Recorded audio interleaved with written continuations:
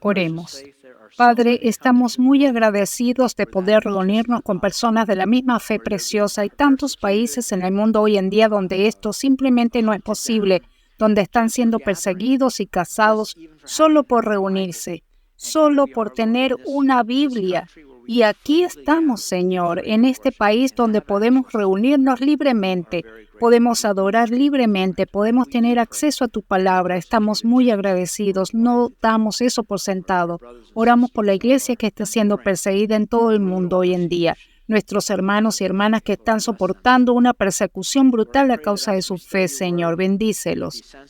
Señor, oro para que mientras estudiamos tu palabra seamos sensibles a tu Espíritu Santo, que uses estos versículos para que nos hables hoy sobre la finalidad de tu salvación, para comprender cuán grande es tu amor por nosotros.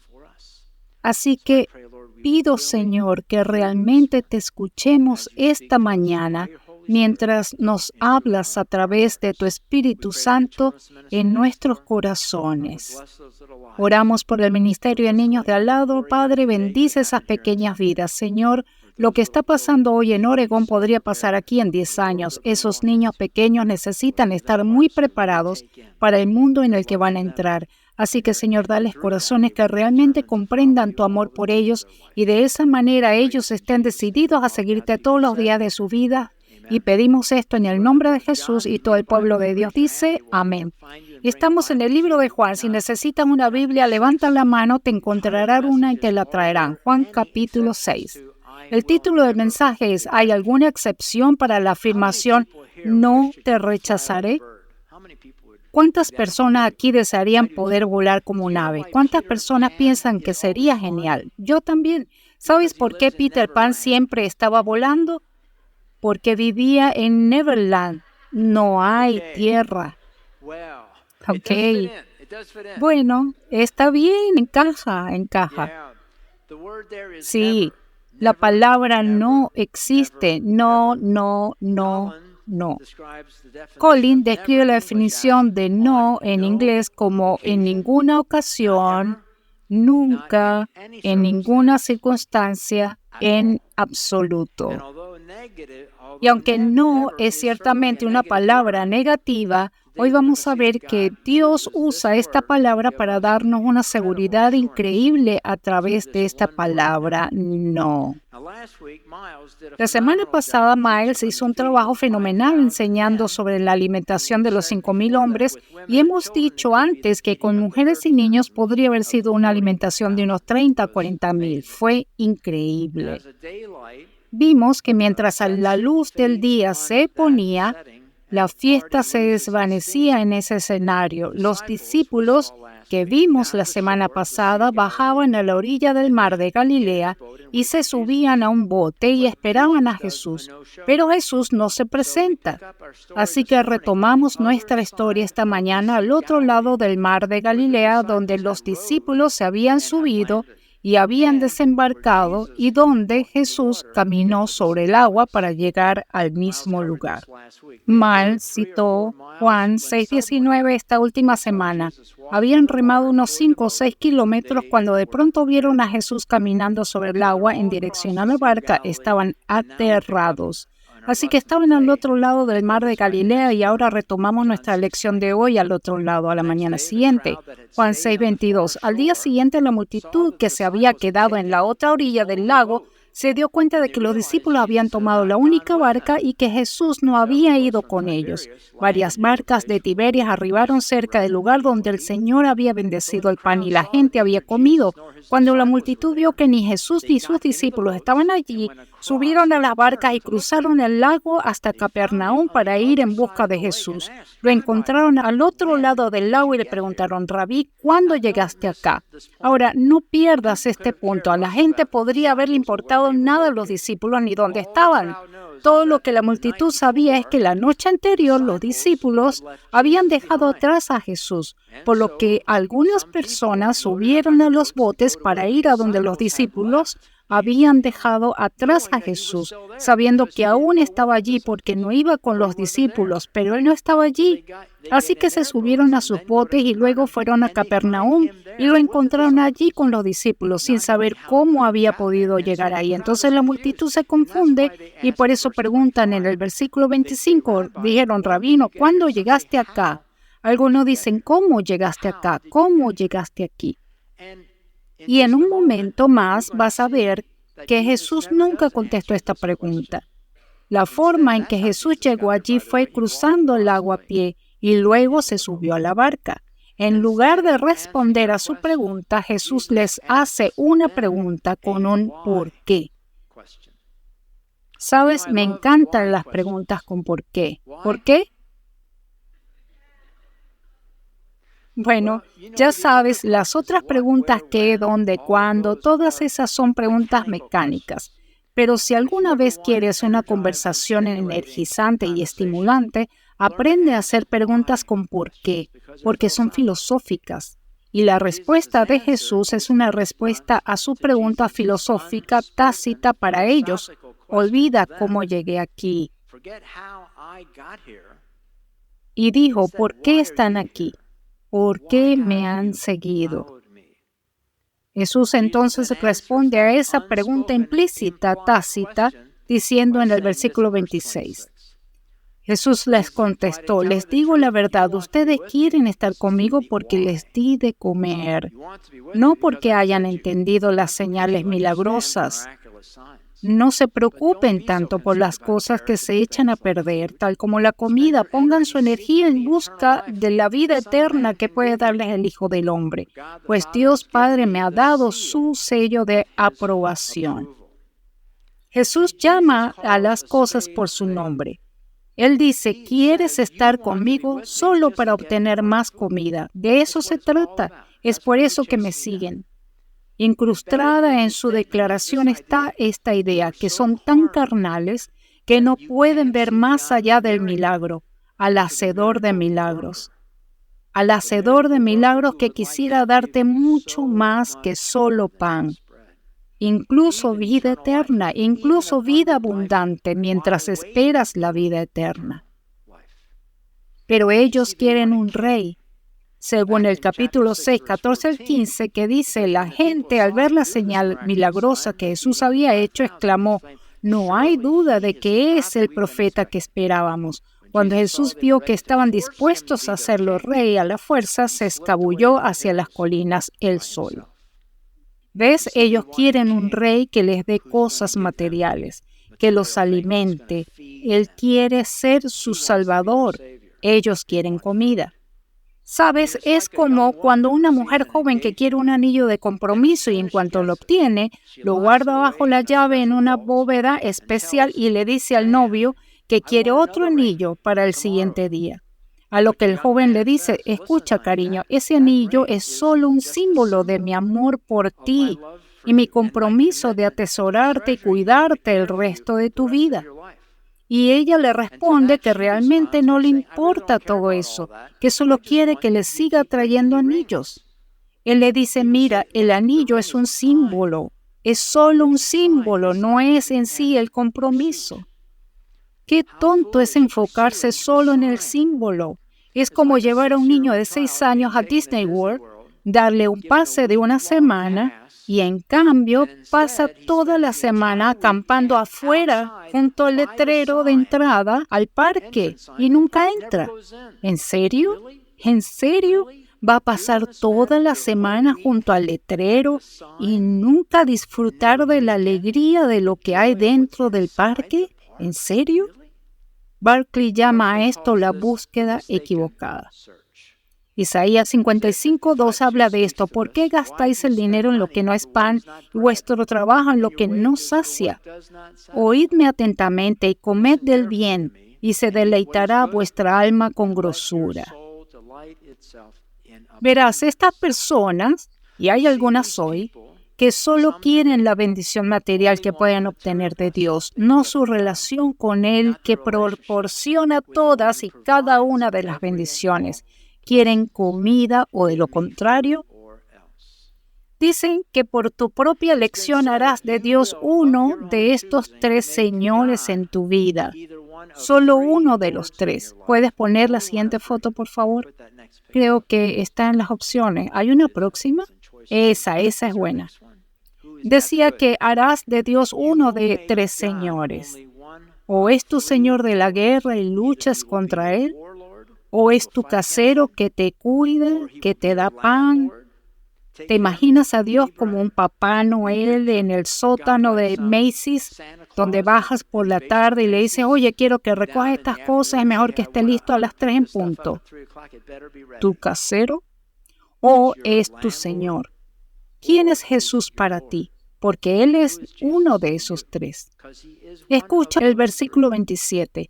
No se preocupen tanto por las cosas que se echan a perder, tal como la comida. Pongan su energía en buscar la vida eterna que puede darles el Hijo del Hombre, pues Dios Padre me ha dado su sello de aprobación. Jesús dice que no malgasten su tiempo en cosas materiales como el pan, sino que busquen la vida eterna que Él, el Hijo del Hombre, les puede dar. Y Jesús nos dice que tú llegues al cielo es su principal objetivo. De nuevo, el versículo 27. No se preocupen tanto por las cosas que se echan a perder, tal como la comida. Pongan su energía en buscar la vida eterna que puede darles el Hijo del Hombre, pues Dios Padre me ha dado su sello de aprobación. Porque Dios el Padre me ha enviado, una de las traducciones dice, para este específico propósito. King James y la mayoría de las traducciones ESV dicen, Dios ha puesto su sello. Este sello es el sello de salvación que Dios le dio a Jesús el derecho de ponerte. Este sello es el sello de salvación que Dios le ha dado a Jesús el derecho de colocar sobre ustedes que están sellados para el día de la salvación. Leemos sobre esto en Efesios capítulo 1, dice, y ahora ustedes los gentiles también han oído la verdad, la buena noticia de que Dios los salva. Además, cuando creyeron en Cristo, escucha, cuando creíste en Cristo, Dios los identificó como suyos al darles el Espíritu Santo, el cual había prometido tiempo atrás. El Espíritu es la garantía que tenemos de parte de Dios de que nos dará la herencia que nos prometió y de que nos ha comprado para que seamos su pueblo. Dios hizo todo esto para que nosotros le diéramos gloria y alabanza. ¿Puedes volver un momento al última parte? Haz tú esta frase. El Espíritu es la garantía que tenemos de parte de Dios de que nos dará la herencia que nos prometió y de que nos ha comprado para que seamos su pueblo. La presencia del Espíritu Santo y sociedad es la garantía, y la gente hace una pregunta que personalmente creo que es una de las pruebas más fuertes de nuestra salvación, que es por gracia solamente y nada más. Mientras leemos, quiero que captes el contexto de esta pregunta, porque su contexto es buscar la vida eterna. En el contexto dice, ¿qué debo hacer para recibir la vida eterna? Ellos hacen esta pregunta, capítulo 6, versículo 28. Nosotros también queremos realizar las obras de Dios, contestaron ellos. ¿Qué debemos hacer? La NBI lo dice de esta manera, ¿qué tenemos que hacer para realizar las obras que Dios exige? Le preguntaron. Así que en el contexto del versículo 27, ¿qué debo hacer para llegar al cielo? Esa es la pregunta que hacen. ¿Qué debo hacer para llegar al cielo? ¿Qué obras debo hacer para llegar al cielo? Y esto está escrito especialmente para las personas que alguna vez han dicho que tienes que hacer algo, que tienes que realizar algunas obras para llegar al cielo. Es para ti. Por favor, escucha de nuevo esta pregunta en el contexto de llegar al cielo. Versículo 28. ¿Qué tenemos que hacer para realizar las obras que Dios exige? Y la respuesta de Jesús, dependiendo de la traducción, son solo 7, 8 o 9 palabras. Juan 6, 29. Jesús les dijo, la única obra que Dios quiere que hagan es que crean en quien Él ha enviado. La versión Reina Valera 1960 lo dice, respondió Jesús y le dijo, esta es la obra de Dios, que creáis en el que ha enviado. La NBI dice, esta es la obra de Dios, que crean en aquel a quien Él la envió. Le respondió eso. En el contexto de llegar al cielo, Jesús dice, solo cree, pero ¿no tengo que hacer algo? Sí, le dijo, creer. creer. ¿Quieres decir que no tengo que hacer nada más? ¿Ninguna obra? Bueno, ¿escuchaste el versículo 27? ¿Qué debemos hacer para hacer la obra de Dios? ¿Puedes formular la pregunta de una manera más puntual relacionada con las obras? No. ¿Qué debemos hacer para hacer las obras de Dios? Creer. Porque preguntan específicamente qué debemos hacer, qué obras debemos hacer. Y se les dice que la respuesta de Dios, la respuesta de Jesús es creer en Jesús. Y en griego la palabra creer es pisteuo y significa estar persuadido de, depositar confianza en el sentido de dependencia. No es solo de manera intelectual. No es decir que creo que Jesús fue una figura histórica hace 2000 años y eso nada más. No es una realidad abstracta. Es algo que posees, que asimilas, que pones tu confianza para obtener la salvación de Él. Así que mantén esta flecha en tu aljaba evangelística. Cuando alguien te pregunte entonces, ¿qué debo hacer para llegar al cielo? ¿O qué debo hacer para ser salvo? Su respuesta sobre eso le sugiero que lo muestre con la Biblia, creer en el que Él ha enviado. En algún momento de tu vida, si cuestionas tu salvación, hazte esta pregunta. ¿Hubo algún momento en mi vida en el que oré fervientemente para pedirle a Dios que me perdonara y recibiera a su Hijo como mi Salvador? Si hiciste eso en serio, tienes tu salvación en la que has puesto tu confianza. Si ese es el caso, entonces cumpliste con el requisito declarado de Jesús que se encuentra aquí en el versículo 29, cuando creíste en Jesús y en ese momento recibiste el Espíritu Santo de Dios. Y una vez que tuviste su Espíritu Santo, Él nunca se apartará de ti. Nunca jamás. Ahora, puedes entristecer al Espíritu Santo, puedes ignorar los impulsos del Espíritu Santo, pero una vez que tienes el Espíritu Santo, nunca puedes perder el Espíritu Santo, nunca. Así que Jesús pone una sola condición para que llegues al cielo: creer. Y la respuesta de Jesús a las multitudes los pone felices. ¿Están celebrando? Deberían. Es una gran noticia. Piensa del mundo del que salen, de 613 leyes y estipulaciones. Caramba, liberados de eso con solo creer. Deberían regocijarse, pero en lugar de eso, ponen sus condiciones a Jesús antes de creer. En Juan 30, la multitud dice esto: si quieres que creamos en ti, le respondieron, muéstranos una señal milagrosa. ¿Qué puedes hacer? Me encanta esa última pregunta. ¿Qué puedes hacer? ¿Te imaginas si Jesús se encarnara y te dijera qué puede hacer? ¿Qué puedo hacer? Mira esto, ¡pam! Las estrellas volando por todas las partes del lugar. Ya sabes, arroja 8,000 libras de hogazas de pan. ¡Bum! Los aplasta. ¿Qué puedo hacer? Puedo hacer mucho. Mira esto, ya sabes. ¿Qué puedo hacer? Me encanta la pregunta. NIV lo dice de esta manera: ¿y qué señal harás para que la veamos y te creamos?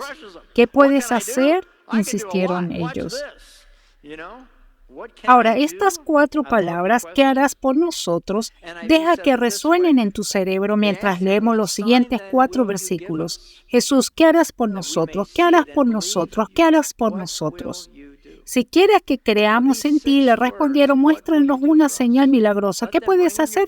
Después de todo, nuestros antepasados comieron maná mientras andaban por el desierto. Las Escrituras dicen, Moisés les dio de comer pan del cielo. Jesús les respondió, les digo la verdad, no fue Moisés quien les dio el pan del cielo, fue mi Padre. Y ahora Él les ofrece el verdadero pan del cielo. Pues el verdadero pan de Dios es el que desciende del cielo y da vida al mundo. Si eres bastante nuevo en tu caminar cristiano, aquí está hablando de la provisión sobrenatural de maná que Dios dio como alimento a los israelitas 6 días a la semana durante 40 años mientras caminaban por el desierto. El cantautor lo resume y lo señala así en el Salmo 78, donde dice, pero Él ordenó, Dios ordenó, no Moisés, ordenó que se abrieran los cielos. Dios abrió las puertas del cielo, hizo que lloviera maná para que comieran, les dio pan del cielo. Y Jesús hizo eco de lo que dijo el compositor de que fue Dios quien abrió estas ventanas del cielo, no Moisés. Y en el versículo 34 verás en un momento que Jesús no tuvo éxito en desviar su atención de la comida, porque en el versículo 34 vuelve a decir, Señor, le dijeron, danos este pan todos los días. ¿No es increíble lo testaruda y miope que es esta multitud? Sabes, a menudo he pensado que una de las razones por las que había un pacto del Antiguo Testamento era para probarnos hoy en la era del Nuevo Pacto que el antiguo plan simplemente no funcionó. ¿Cuál era el pacto del Antiguo Testamento? Bueno, en pocas palabras, Dios les dio a los israelitas, si siguen mis leyes y me obedecen, los bendeciré con toda bendición.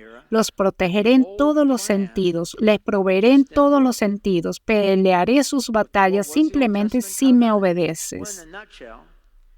Y la razón por la que Dios ofreció esto a los israelitas era para que el resto del mundo viera cuán bendecidas eran estas personas y que luego, a su vez, fueran a los israelitas y les dijeran, hombre, eres tan bendecido. ¿Cómo es que eres bendecido en todo momento y en todos los sentidos?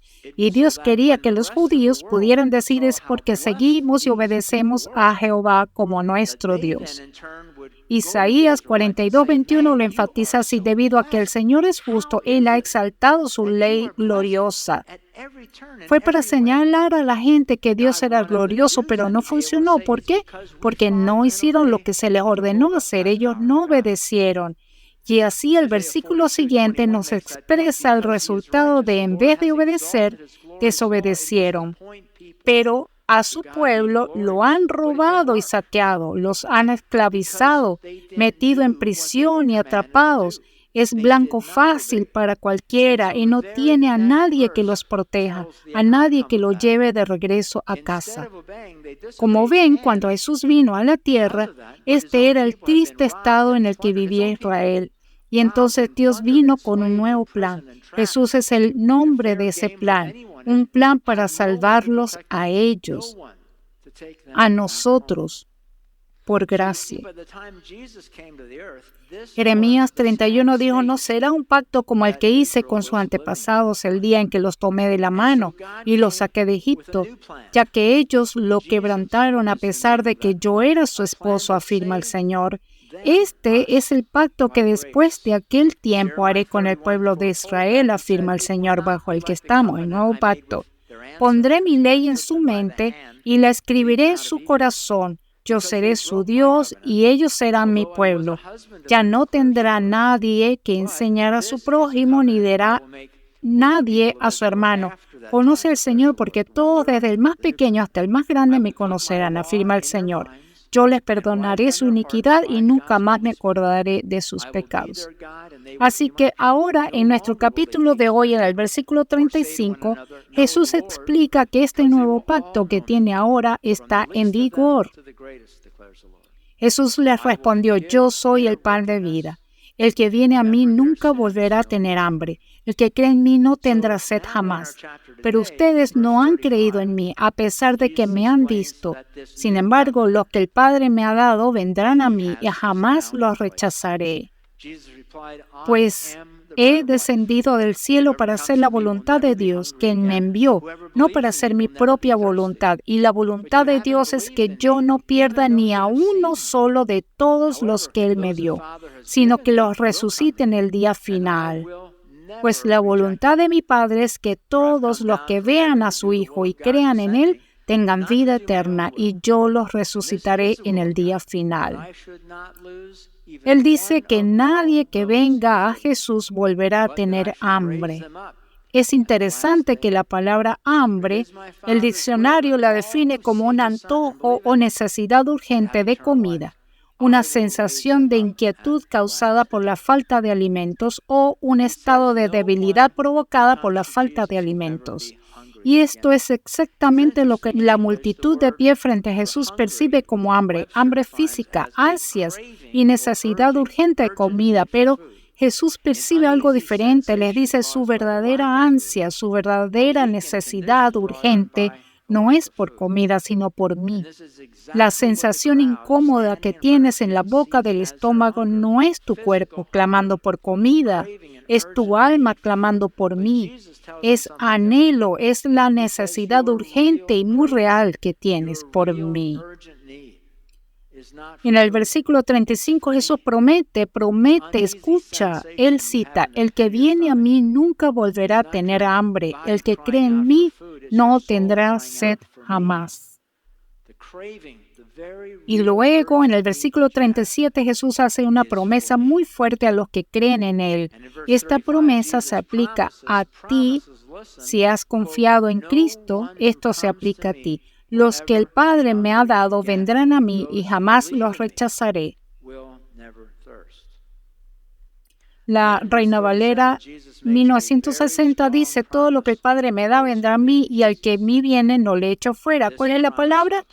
No, no le echo fuera. La palabra es no.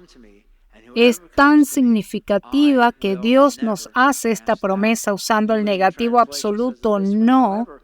Si Él escucha atentamente, si Dios hubiera puesto esto de manera afirmativa, diciendo, aquellos que vengan a mí los aceptaré, ¿cuál sería nuestra primera pregunta? ¿Pero hay excepciones? Si hubiese dicho, todos los que vengan a mí los aceptaré, diríamos, pero ¿hay alguna excepción a eso?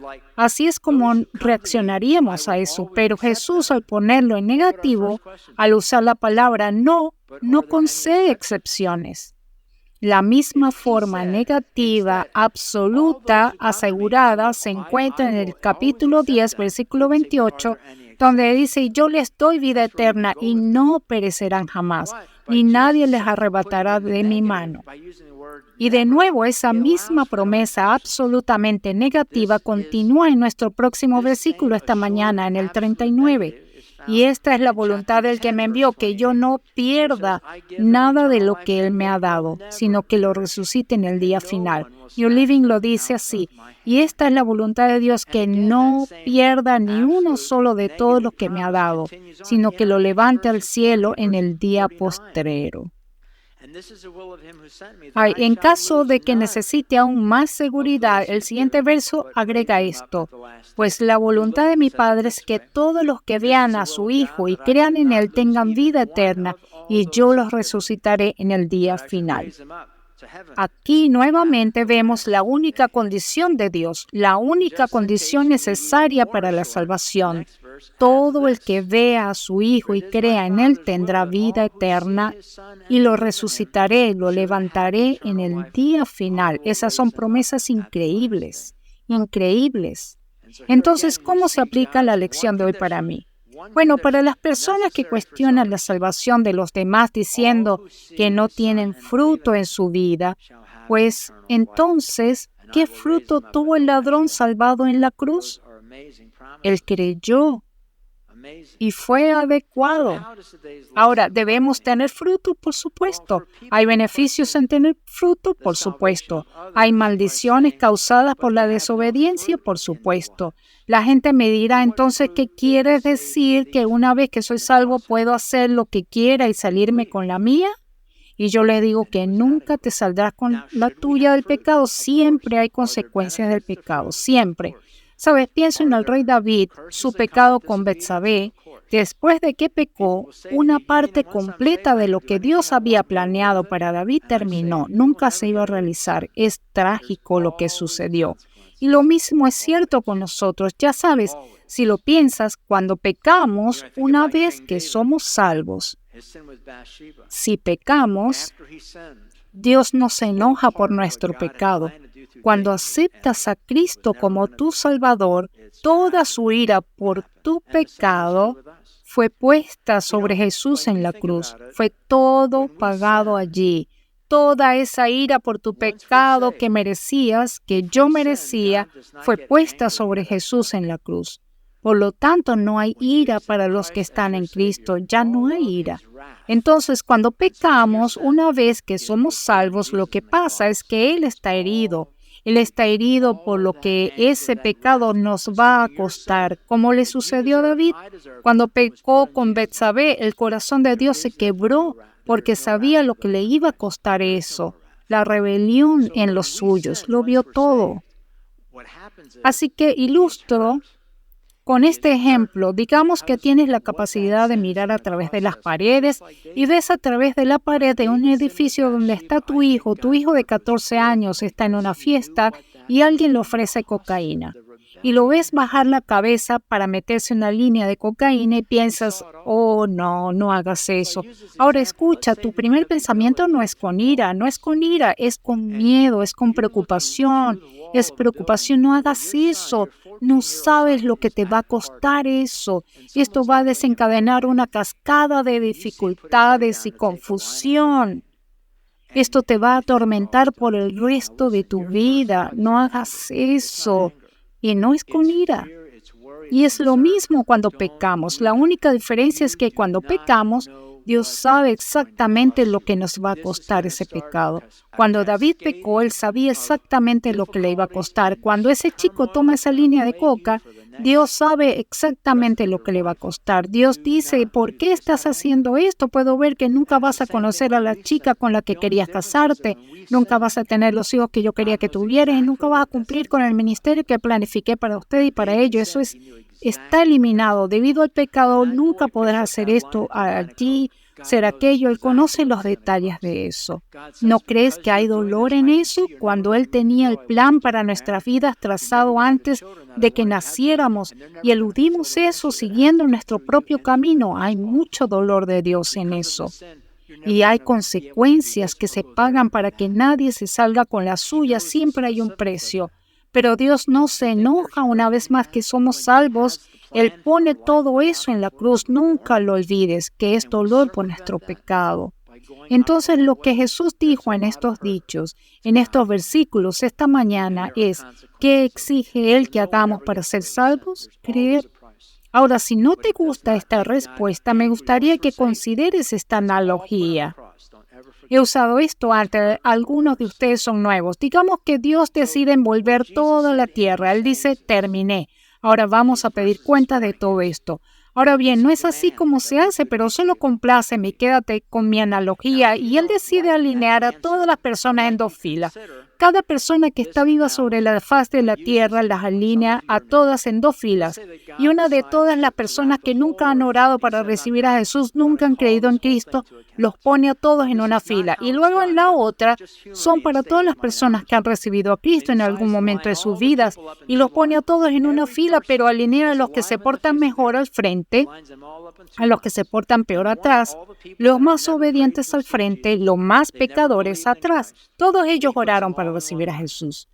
Él va a esta fila y les dice que han rechazado mi plan de salvación y los envía al infierno.